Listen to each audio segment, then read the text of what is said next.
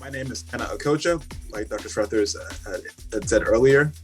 It's my pleasure, my absolute pleasure to be here today talking to you all. My position is that I'm technically a deputy chief, which is a supervisor at the U.S. Attorney's Office. And what I supervise are crimes involving domestic violence and sex abuse. I've been at the U.S. Attorney's Office for over 10 years, and I've spent the majority of my time working in the area of domestic violence and sex abuse cases. Currently, like I said, I'm a supervisor. In my role as supervisor, I oversee the cases that other AUSAs work on directly. But at my time with the Attorney's Office, I've had the ability and I've had the fortune of being able to work with a lot of stakeholders in the field of domestic violence. I've worked with law enforcement, with police. I've worked with the courts, judges. I've worked with the probation and parole, worked with nonprofit organizations who work outside the system as well. And, I've worked with staff within our office, professional staff within our office, like Tracy Owusu, who's going to be talking to you after I'm done, who's a victim advocate and forensic child interviewer, to just really get a better understanding and the work to try to help victims of crimes, especially domestic violence crimes, get the justice that they deserve. So that's my role. That's what I've done. And like I said, when I first started, it's really my pleasure to be with you all here today. Because in my job, I often see the not greatest part of humanity.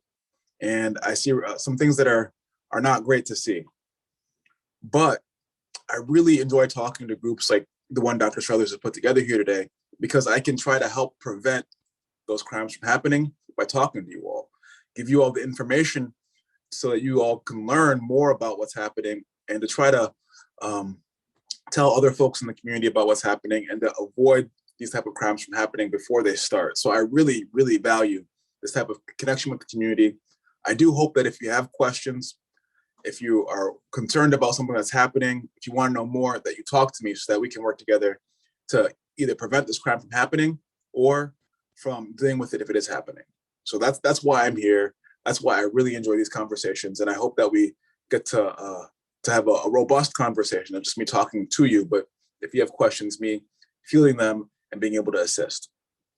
So the first thing I like to talk about when I do these is more of the history of domestic violence, so people have an understanding of what it is. So I don't know if anybody has heard the rule of thumb. People have heard of that before.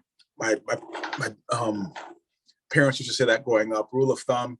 And what I learned as a domestic violence prosecutor and researching the issue more was that that's actually a term that was used way back in the United States as a rule in the law that had the rule that if you had struck your wife with a stick that was thicker than your thumb, then it was criminal. But if you hit her with something that was less than your thumb, then it was okay. And so I learned that back, when the country first started, domestic violence crimes weren't being prosecuted because they didn't think it was a crime. They had these rules of thumbs in many states that allow people to harm their spouses, harm their wives. And it wasn't until the mid 19th century when they had a lot of the suffrage movements and the movements associated with temperance, getting rid of alcohol and getting women to vote, that they started really taking a strong look at these tactics and trying to outlaw them. But still, it took a while before they started to get outlawed. In the mid 20th century was when they were considering it criminal, but they wouldn't have a court response like they have now. They would often have a situation when it was domestic violence in the mid 20th century, 1930s, 1940s, that would be a blame of equal sides. So if there's these, sometimes heinous abuse that would happen, often against the woman in the relationship, they would often put the blames on both parties and would move forward and try to have a reconciliation at all costs and avoid having criminal prosecutions of offenders. But in the later 20th century, 1970s, with the women's liberation movement, this ideology changed. They developed the idea of a cycle of violence, which I'll talk about a little bit later. And they lobbied for change in the rules and how they prosecuted and how they dealt with domestic violence. A big reason for this was because there was lawsuits that were happening. There were women who would call the police, and time again, the police would ignore their phone calls, and some of these women would get seriously hurt, if not killed. And so lawsuits would occur of police departments who would ignore the calls of the women who were being abused by their husbands or significant others, and they started to win. So when they started to win and it started costing law enforcement agencies money, they decided they needed to change their tactics. And another thing that happened was that there was as this realization was coming to the forefront, women's shelters started to be more prominent. Before the 1970s, 1980s, there was no such thing as a domestic violence shelter for women. Women were on their own. They had to go and try to go with family. If they didn't have family, they would just be stuck in the situation. But in the 80s and the 70s, they started to create women's shelters so that women had a place to go outside of the home so they could avoid being in an abusive situation. In the 1990s, there was federal legislation. So across the country, there was Congress enacted the Violence Against Women's Act, or the VAWA Act, that provided federal funding to states and local agencies, local police departments, local prosecution's offices to enact rules, policies, to put positions in place to help decrease domestic violence and increase the prosecution of domestic violence. There was also sweeping changes in courts. There was laws that were passed that required mandatory arrests in domestic violence situations. And there was also specific courts that were created that addressed only domestic violence. So what was happening over the course of the late 20th century was this move to address domestic violence and see that domestic violence was different than other crimes. They put it in separate courts. They had mandatory arrest laws. They recognized that people who had to be specialized in dealing with it. And so they made it a crime that was not just your run-of-the-mill robbery, not just run-of-the-mill, carjacking. They wanted to treat it differently.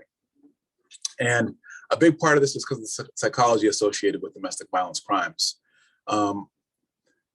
With domestic violence, and this is something I think that even if you're not involved in a domestic violence relationship, if you are observing one, you can look out for these telltale signs of what's happening because a lot of the domestic violence abuse that occurs doesn't happen in plain sight. You're not going to see a husband strike his wife, but you can see other things that might give you indications that there's a problem going on in that relationship, and domestic violence may be at the root of that problem. And one of the big things that they talked about in the 70s when they were doing the shift to recognizing that domestic violence is serious and needs more outside intervention was the idea of a cycle of violence. So people recognized that this was a situation where the violence was cyclical. There'd be these three main phases that people would undergo in a domestic violence relationship.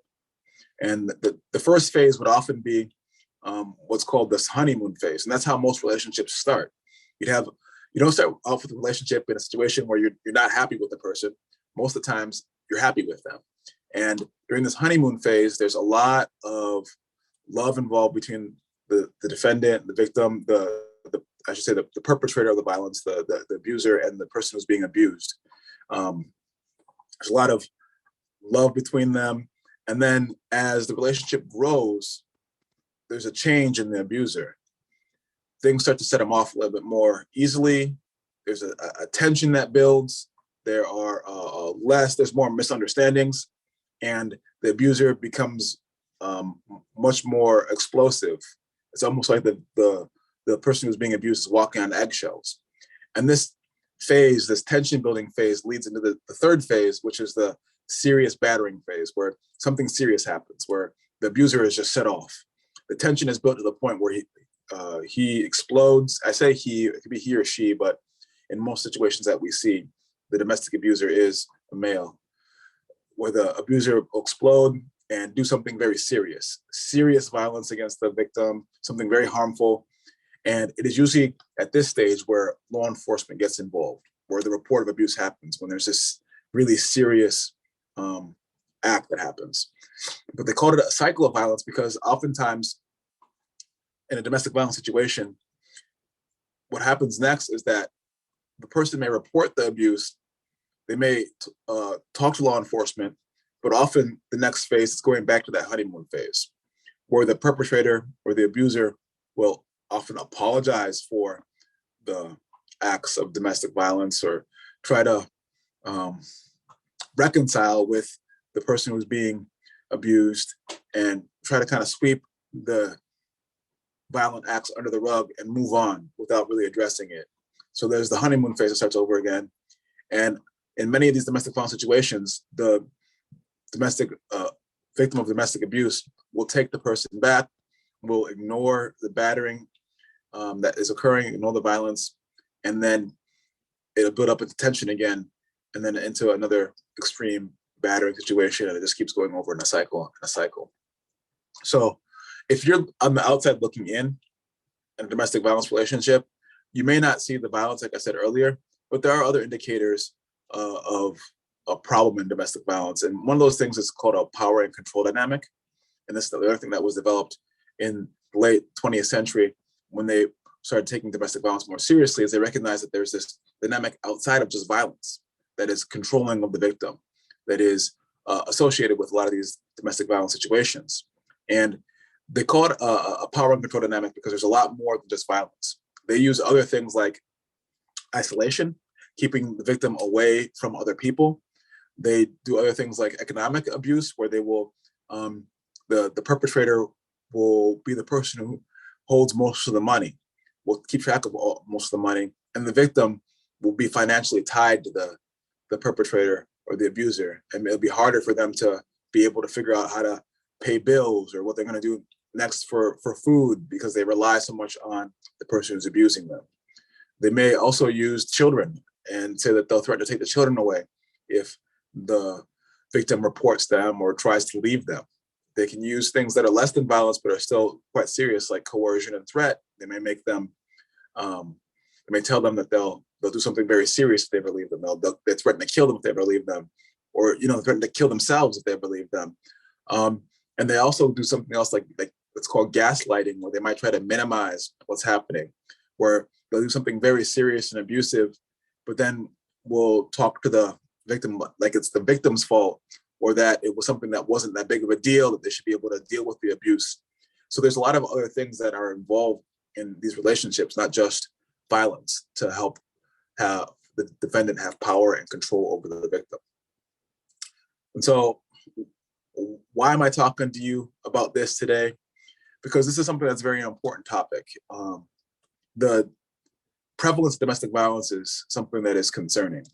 I looked at statistics on it and found that they say 1 in 4 women and 1 in 9 men experience serious or severe intimate partner violence or stalking.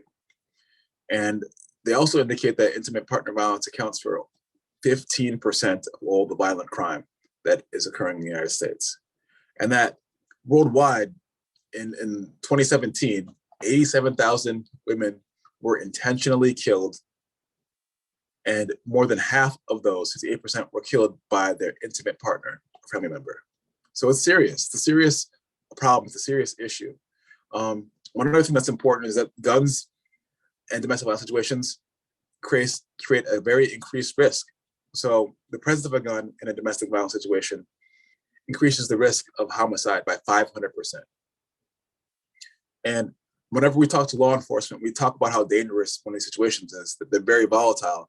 And we know this because it is indicated that more officers are shot responding to domestic violence than any other firearm-related call for service. So officers, they get to the scene and they're often killed in dealing with domestic violence situations. So it's a serious offense. There are really serious concerns. Now, I want to talk a little bit more about the practicalities of it, how it relates to you all. And to be able to do that, I first want to talk about just domestic violence crimes in general in DC, so you understand more about the framework of what I'm talking about. So in DC, the domestic violence is not the term that's used by the courts. They use something called an intrafamily offense.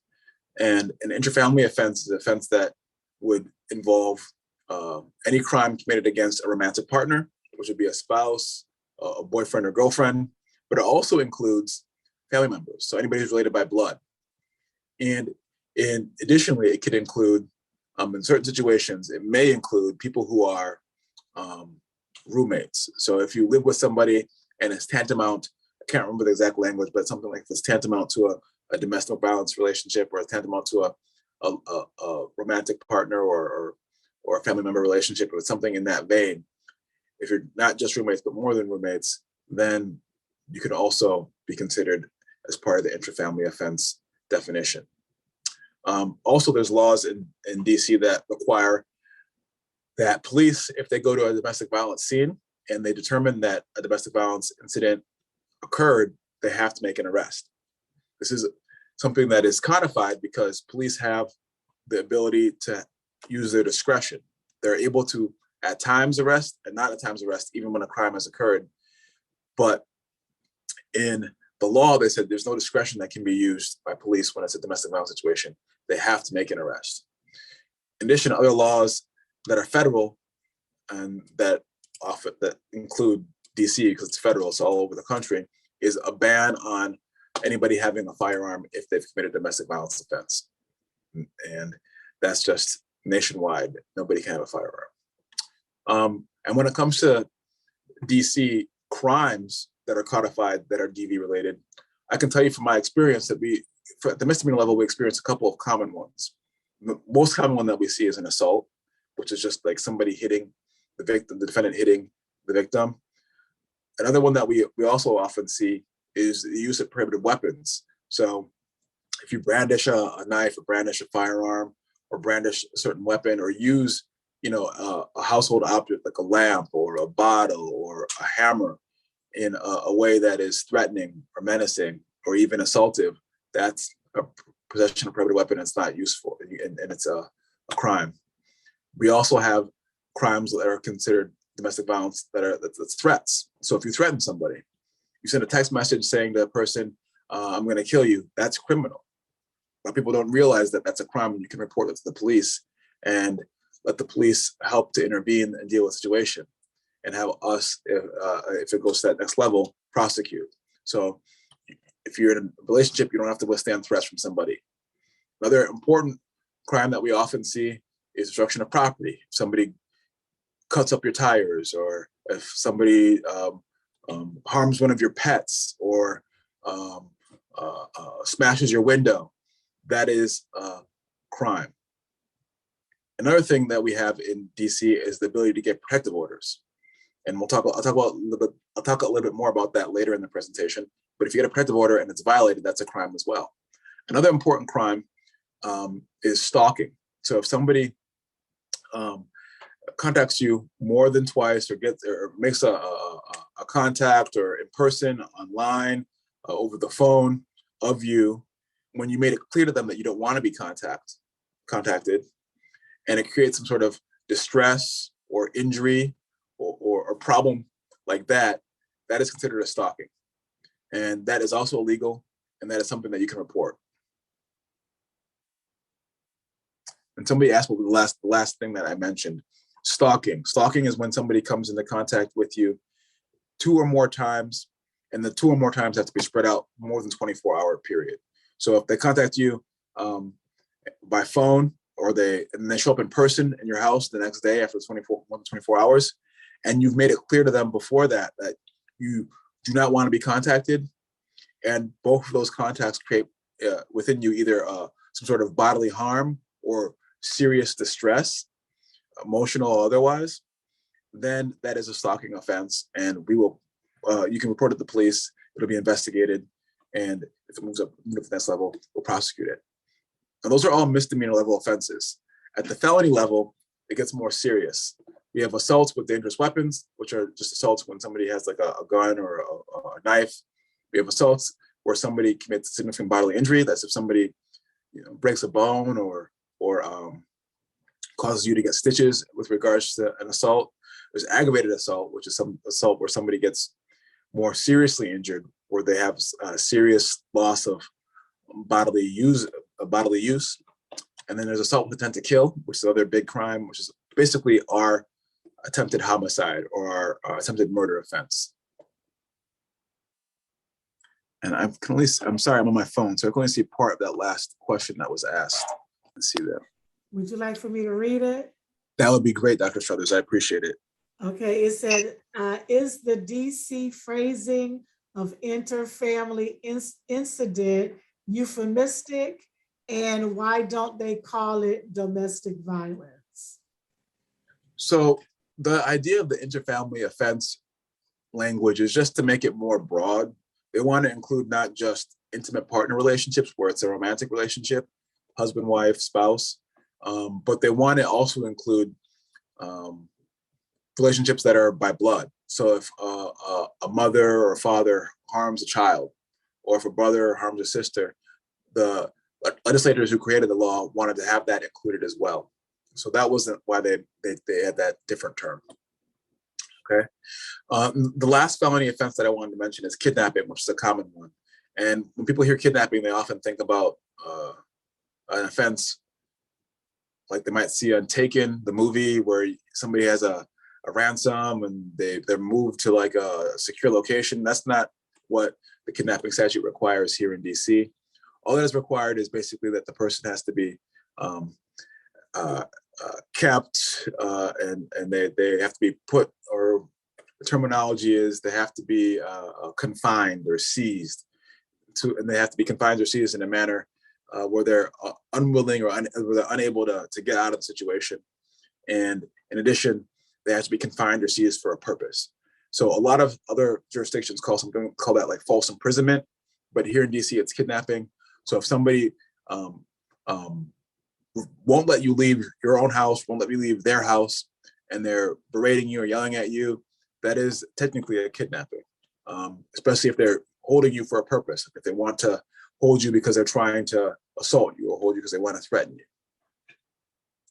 So that's some of the offenses that we commonly deal with. Any of those are reportable. Any of those you can talk to the police about if you've seen them, and then they'd be investigated and we could deal with them.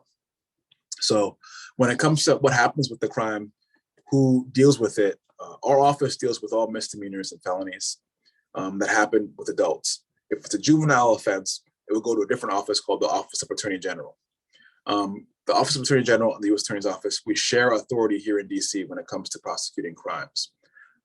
We prosecute adults, they prosecute juveniles, they also prosecute traffic, and we also prosecute federal offenses that are passed by Congress and that have interstate implications. So if you commit a crime like human trafficking, where you traffic somebody from one state to the next for an illicit purpose, that would be handled by our office as well. The domestic violence prosecutions occur at DC Superior Court. They're handled by a Superior Court judge. Those Superior Court judges are nominated by the President of the United States, confirmed by the Senate, and they all sit on different branches. The ones that deal with domestic violence cases would either be a felony branch judge or a domestic violence division judge. And the felony branch judges deal with all sorts of felonies, which would include domestic violence felonies. And then the domestic violence division deals with domestic violence misdemeanor cases, as well as they issue civil protective orders or temporary protective orders.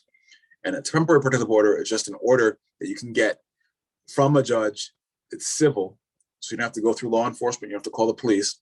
But what you have to do is go to a court and make a request, fill out some paperwork. There's a lot of people who'll be helpful in getting this paperwork submitted and filled out. And you could note that you want the person to stay away from you, stay away from your kids, stay away from work. It's often called the restraining order in other jurisdictions. But what it does is it just makes it so that it's illegal for the person to come within a certain distance of you, or it's illegal for them to contact you via phone or internet, email, something like that. And that's a protective order. It's a temporary protective order for the first 2 weeks after you first fill out the form. There's a hearing that happens after that first 2 weeks. And I say 2 weeks, but with the pandemic, things have been adjusted a little bit and people have stretched out that time period for often longer. But there's a time period after you get that initial paperwork filled out where the person has to stay away from you once they're served. So you have to serve paperwork on the person, and the person who's the abuser you're concerned about will have to be served by paperwork. You can do it through your own means by having somebody you know or yourself serve the person, or you can have law enforcement aid in serving the person. Once they're served, they have to stay away from you. There's a hearing where the person can contest what was stated by the victim of domestic violence. And if a judge believes the victim, then there'll be a permanent protective order put in place for 2 years, a civil protective order put in place for 2 years. And then if they don't believe them, the protective order will be denied. All right. So that's some more about the court. And that's a civil means. It's a totally different way of dealing with the crime that's outside of the criminal justice system. Okay. So you can serve somebody with paperwork. You can go to the courthouse, get the paperwork, fill it out, talk about some sort of abuse that happened, threats that happened, request that the judge issue an order that says that the defendant or the abuser is supposed to stay away from you. And then once the person is served, they'll have to stay away from you for a period of about 2 weeks. There'll be a hearing. Once the hearing occurs and the judge agrees with the victim who filled out the paperwork, they'll have to stay away from you for 2 years. All right. So next, I'm going to talk a little bit about the process of what happens when a domestic violence case enters the criminal justice system. There's a 5-step, generally maybe a 6-step process to a case coming through our office. And the first thing is that the person has to report the case to law enforcement. They have to go down to the office, to the precinct, call 911 and make a report of domestic violence. Oftentimes, like I said earlier, when you're in that cycle of violence, the report of abuse happens at the most serious time. So it's not usually after it happens, like the next week, the next day. It's usually the person is really scared for their life. They're really concerned about what happened. They're really upset about the abuse. And immediately they call the police. So the police will arrive on scene. They'll make an arrest. It's the next step. If the defendant is not there, they'll issue an arrest warrant for his arrest. So that's step 2, the arrest step. And then the step number 3 is that they'll go to our office, present the information to our office, and we'll either do what's called papering the case or not papering the case. That's how the case moves through a criminal justice system in DC. So what happens when somebody first reports an incident and there's an arrest? Well, during that first step, police often arrive. They'll question people. They'll question the victim. They'll question the defendant if the defendant wants to talk, or the perpetrator, and they'll make the determination if the domestic violence incident actually happened. Like I said earlier, if they make the determination, there's a mandatory arrest. If the defendant's not on scene, they'll get that warrant. Now, there is, by the Constitution, by the law, 48 hours for the government to decide whether or not they want to move forward on that arrest and make a charge.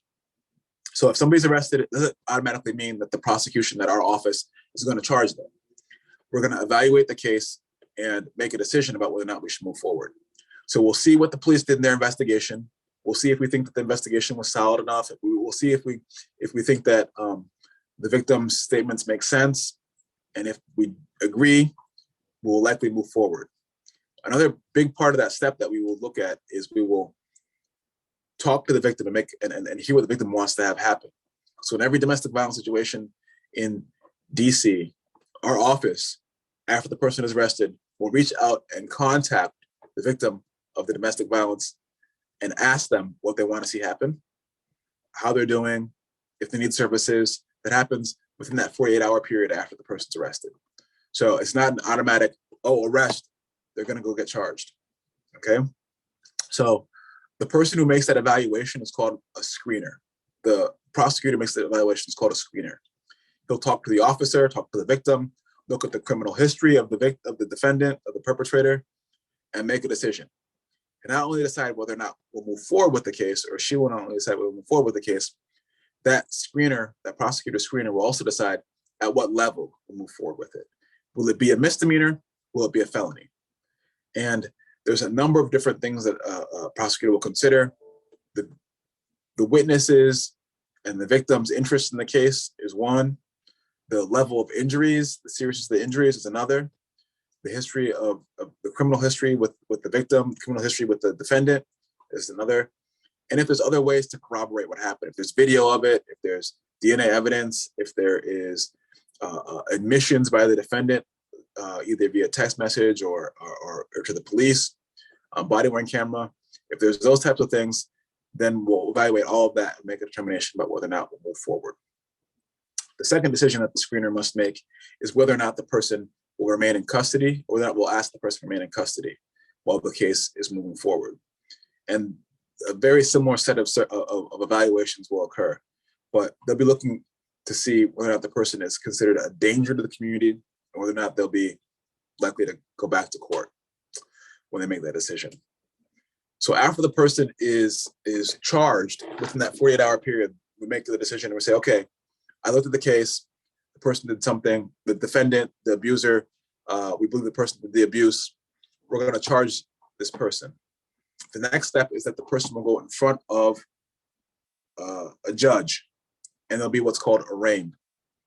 At the arraignment, there'll be an argument, there'll be a hearing to discuss whether or not the person will be in custody or released. They'll also be formally charged with whatever it is, the felony, the misdemeanor, and then they'll also be presented with an attorney.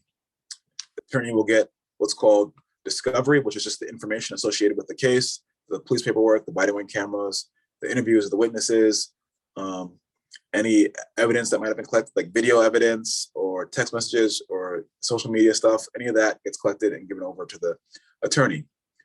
And often at this time, or shortly after this time, after the initial hearing, our office will give what's called a plea, and we'll try to give a plea shortly after that hearing.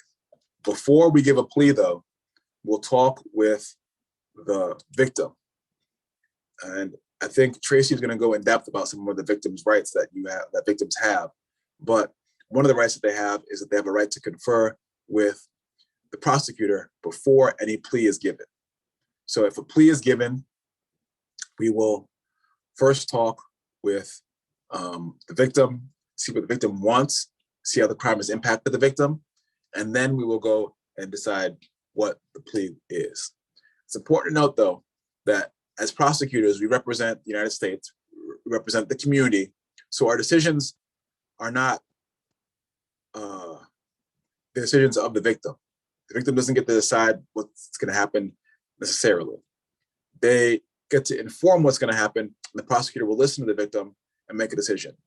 But in situations in our office where we see there's children involved, where there's a long pattern of domestic violence, there are times like those where we will sometimes decide on our own what we think is the most appropriate situation. I won't say decide on our own, but we will sometimes not always agree with the victim about what the best situation is.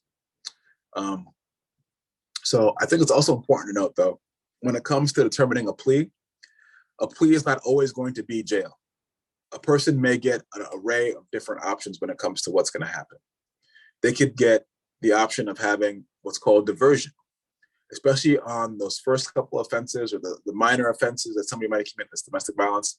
We will have what's called a deferred sentence agreement that they could enter into, where they could plead guilty to a crime, but the guilty plea will get dismissed if they do certain treatment and counseling. If there's a problem with drinking, they may have to go under alcohol treatment as part of the agreement. If there's a problem with anger or domestic violence, they might go anger management, or they might have to undergo a domestic violence intervention program. But once they complete that, the case will be dismissed. So that's what's called diversion. There's other diversion options as well. A person has mental health issues and domestic violence. There's a mental health court option that they can go into, where they can also potentially plead guilty and get the case dismissed after receiving a certain amount of mental health treatment and being able to be monitored by the court while they undergo that mental health treatment. So it's not automatically jail. In addition, sometimes where we have cases that are more serious that we don't think are worthy of diversion, a person doesn't necessarily go to jail, but they might have to go probation. And probation is a type of supervision where they will be monitored by a probation officer to make sure that they get the treatment, make sure that they stay away from the victim if that's a part of the agreement, and make sure that they do what they need to do to help get rehabilitated. It's just a more strict form of supervision. But there are times where we think incarceration is appropriate. If the crime is very serious, or if it's a repeat offense, if the person had an opportunity at diversion, an opportunity at probation, there might be a situation where we think, well, you know what, we need to be more serious here and we need to up the stakes, and then prison or jail might be what happens next. So that's some of the plea options, some of the sentence options that happens. So if we're not able to resolve the case with the plea, what would happen next is a trial. And at a trial, a victim would need to testify. But we wouldn't put the person on the stand cold. They would coordinate with us ahead of time. We would talk to them and let them know the expectation about what would need to be said and about what would happen at court. Tracy might talk a bit more about what happens with children because she deals very closely with them and preparing them for trial. So it's not just before on the witness stand type of situation. Let's see here. All right. And then at the end, after a trial or after a plea, the last portion of the criminal justice system is the sentencing. So at the sentencing, if it's a misdemeanor, it normally occurs about 2 weeks after the plea. If it's a felony, it normally occurs about 2 months. The reason it's longer for felony is because in a felony, there is the Department of Corrections who will go out and interview a number of people associated with the defendant. We'll do an interview of the defendant about the defendant's employment history, his history with alcohol or drugs, his history with his parents, anything that's relevant to understanding the defendant better. For a felony, they take that a lot more carefully, and they do a lot more investigation before the person is sentenced. So they have that 2-month period before where they do that investigation. But in both misdemeanor and felonies, what will happen is there'll be an allocution or a period in time where both lawyers, the defense attorney and the prosecutor, will be able to talk to the judge and recommend what they think is appropriate as a sentence. And like I said before, there's the multiple different types of sentences. You could have jail, probation, diversion. And during that portion of sentencing, not only is there the allocution or the statements made by the defense attorney and the prosecutor, but there's also a statement made by the victim, which is called a victim impact statement. And I'm just going to talk about that briefly. I know Tracy's going to talk about that more in depth, but in essence, a victim impact statement is just a statement that a victim makes to help the judge decide more about what the right type of sentence would be for the defendant. So I'm gonna wait to the end to answer any questions. I'm gonna let Tracy talk more about her role and about her role in the presentation, and I'm gonna pass it off to Tracy to talk. And then at the end, I think we can both answer questions from anybody. Hello, everyone. Thank you so much. If you have questions, please put it in the chat. I'm going to try to talk quick so I don't keep anyone over for too long. Thank you for having us. My name is Tracy Owusu, and I am a child forensic interviewer with the U.S. Attorney's Office. So I'll go into detail about that. But I work for a unit called the Victim Witness Assistance Unit. And so, as our title shows, we work heavily with victims and witnesses that come into our office. So you learned a lot about the criminal justice process and kind of how it happens, but I'll just talk to you about primarily children is who I deal with. And so I'll just go into that. 15 million children in the US live in homes in which domestic violence has happened at least once. And that's according to the Department of Health and Human Services. So we understand that it's a big problem, and we understand that children who are witnessing domestic violence are seeing actual incidents of physical and or sexual abuse. They're observing the aftermath of what has occurred, or they're aware of the tension between individuals within their home. So domestic violence poses a serious threat to children's emotional, psychological, and physical well-being, especially instances where the violence is chronic. And some effects on children are anxiety, sleeplessness, nightmares, increased aggression, physical health problems such as depression, poor self-esteem, and behavioral problems, which can include withdrawal, substance abuse, and involvement in their own violent or abusive dating relationships. So it's really important with statistics like this that we do what we can to help. So the U.S. Attorney's Office has a specialized unit that's specific to assisting victims and witnesses, especially our most vulnerable population, which are children. The Victim Witness Assistance Unit has 3 different units. So we have a Central Services Division, and their jobs are to manage and process all victim notification letters. And as Kenna mentioned earlier, victims of crime have rights. And it's very important that people know this early on in the process so they know what to expect.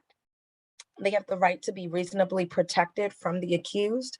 A lot of times the court will issue a stay away, no contact order when it comes to these cases. So it's also similar to the CPO that you heard about, but they are not allowed to have any communication, come into contact, reach out by email, by phone, or in person. And they sometimes have to stay away from a certain block as well. So the court typically grants those. There's also the right to be reasonably accurate and to get timely notice of any public court proceedings involving the crime or of any release or escape of the accused. There's the right to not be excluded from any such public court proceedings unless the court, after receiving clear and convincing evidence, determines that testimony by the victim would be altered if the victim was to hear any other testimonies at that proceeding. There's a right to be reasonably heard at any public proceeding in the district court involving release, plea, sentencings, or any parole proceedings. There's the reasonable right to confer with the attorney for the government in the case, which is what Kenna was referring to earlier. The right to full and timely restitution as provided in the law. There's the right to proceedings free from unreasonable delay. And there's the right to be treated with fairness and with respect for the victim's dignity and privacy.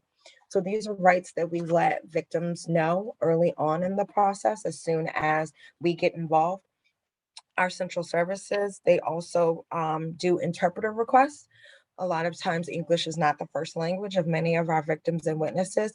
And so they assist with getting interpreters for trial preparations, witness conferences, or even grand jury proceedings in our office. The court, they also have translators. So when it comes to trials or any hearings, sentencings, then we can obtain interpreters from the court. We also have a witness security group, and their job is to make sure that victims and witnesses, we address any safety concerns that they may have. A lot of times with domestic violence cases, there is severe safety concerns. So what our witness security offers are enhanced security measures if people choose to stay at their home, i.e. fixing or securing windows, changing the locks, replacing the doors, maybe adding security systems. They also can provide temporary lodging, which is typically moving from where they are to another location outside of DC. We also can provide moving assistance to people, and that can assist with first months and rent and security deposit, as well as contacting DC Housing Authority to reissue vouchers or to get the vouchers ported to another location. But a lot of times witnesses do have issues and concerns regarding their safety. And so we do an intake right now, and that takes place over WebEx, but typically it's in person, before the pandemic. And our team will then go through the intake and assess safety. And we also have a group that consists of our victim advocates, and they do an amazing job. Their goal is to make sure that victims feel safe throughout the process, understand what's going on in the process, letting people know their rights, as well as being that support for people through the process. Our victim advocates can get victim impact statements, and that is basically talking about how the crime has impacted them emotionally, physically, financially, how it's been coming to court, having all these hearings, how our office has treated them. So it can comprise of a lot of different things. So we go over that. We make sure that victims know that their rights. We assist with different resources and referrals, especially the Crime Victims Compensation Program. A lot of times we refer there because it assists with any financial means that can help, whether it be counseling or therapy. They also assist with housing, any medical expenses. They can assist with that up to certain dollar amounts. So we make sure that people do the application and that they can go ahead and have an intake there. We provide referrals and resources for legal organizations, social services, We provide notifications to victims and witnesses. And so the advocate's job is to really be a support system for the victim and the family throughout the process. And my job, I'm the forensic interviewer for the U.S. Attorney's Office. We have two of us. And so we conduct interviews in a developmentally appropriate way for the police and for prosecution. It's recorded and it's in a child-friendly environment. We're not the police, so we're just obtaining the facts. We're meeting children where they are. We are doing and asking questions in a very developmentally appropriate way.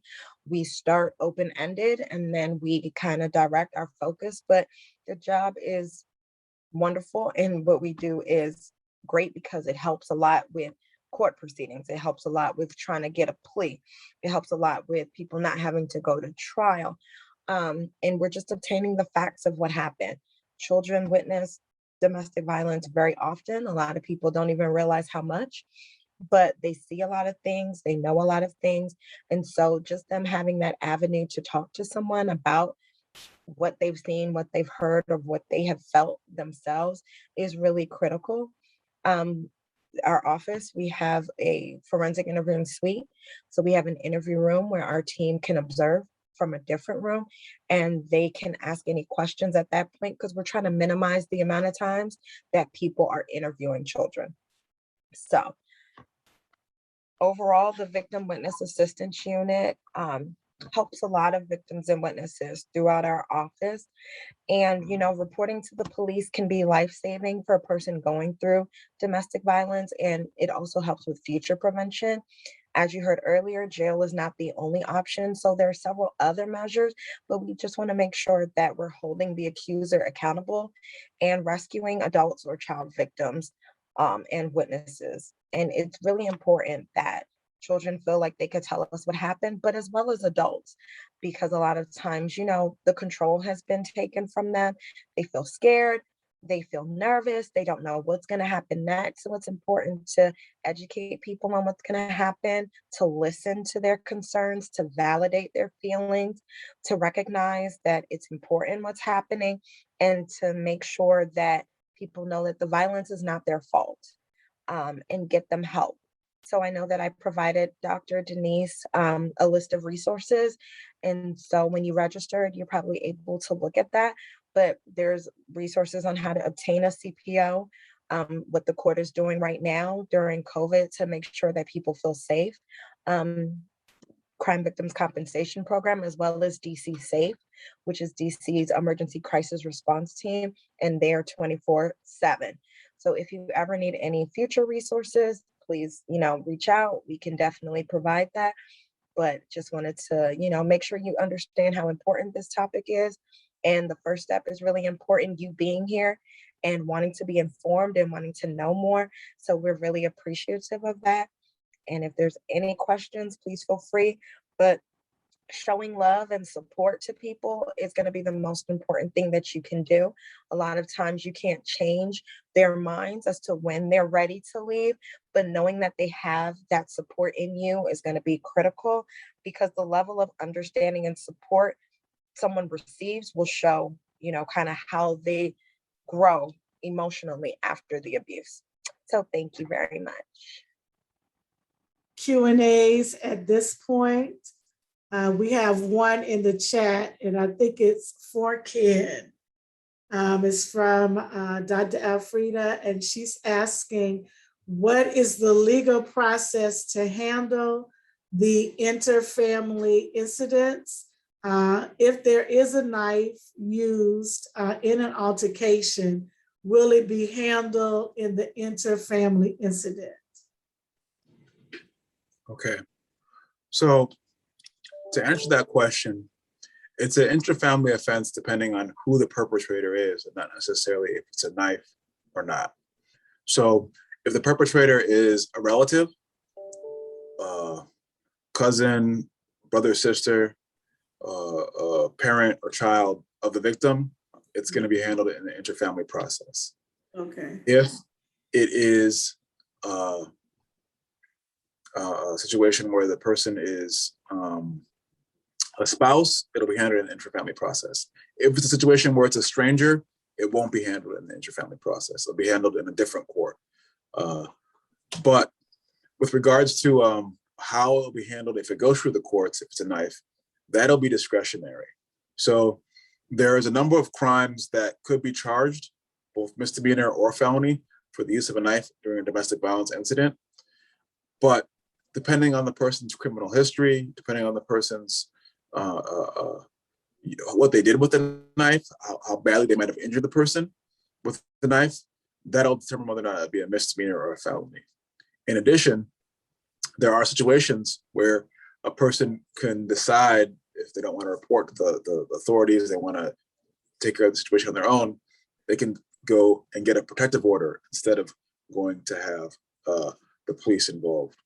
Now that is a different way of handling things, and there are, if you go through that process, that's more civil, and it'll be handled by having that protective order. You have to serve the person. So that, I hope that answers your question with regards to the process and procedure. If it's a knife, it may be a misdemeanor, it may be a felony. If it's an intra-family offense, it'll have to be a person who's a relative or a spouse or romantic partner who uses the knife. I have a quick question. With the options that a perpetrator has for rehabilitation, how effective are these processes, or do many of the cases end up with the woman being even more abused or killed or murdered? Yeah, so that's something I'm not super qualified to talk about with regards to processes. And I actually probably should put this disclaimer that when it comes to stuff outside of just the general facts of how a case goes through the court system, those opinions are the opinions of me, and not necessarily the opinions of the United States or the Department of Justice. They're just my own personal opinions when it comes to things outside of the facts of the law. So in this situation, it's not, I don't know any studies about success rates. I don't know any, but I do know that there's a lot of factors involved. There's a reason why people are sometimes given probation. There's a reason why people are sometimes given diversion, and it depends on a lot of the factors. So I know there's a couple of statistics as well that if there's strangulation involved, there's a greater likely chance that somebody is going to commit a homicide the next time around. If there's a gun involved in the situation, there's more likely that the person is going to be killed the next time around. So there's no statistic that you can pair up and say, once a person goes into diversion, they're 85% likely to be rehabilitated. It's a lot deals with how serious the offense was, what other factors the person is dealing with, mental health, drugs, alcohol, where the person is in their life, how serious the victim is and wanting to move forward with the case, all sorts of different factors. And so I'd be hard for me to put a number on it, but other than to say that there's a number of factors that would weigh on whether or not the person would succeed in being rehabilitated. I don't know, I see Tracy nodding her head. I don't know if there's more that she wants to add. No, I agree. Every case is different, and everything is done by a case-by-case basis. So I know that for us, we don't have statistics like that, but it is critical to, for people to get the help early on so that it does not escalate, so that it does not get to the point where we're talking about a murder. Awesome. Do you recommend that if you witness that a domestic violence incident is occurring, for an example, just real quickly, my niece was in a relationship with a guy and they were fighting all the time. So my sister and I immediately recognized that could possibly, it was becoming an abusive relationship, and we started to treat it as such. What are you guys' recommendations for someone who is witnessing this going on, and what steps do you recommend that they take? That's a great question. And part of the reason that we're here today is because we want people to be able to help and intervene when they have a situation where they're witnessing domestic violence and trying to get that person assistance. I think the first thing that I would say, again, this is my opinion, not the opinion of the United States or the Department of Justice, is you want to make sure that you are safe. You don't want to put yourself in a situation where you're intervening and you could be hurt or injured, and the perpetrator might turn on you. So that's one thing that I think is very important.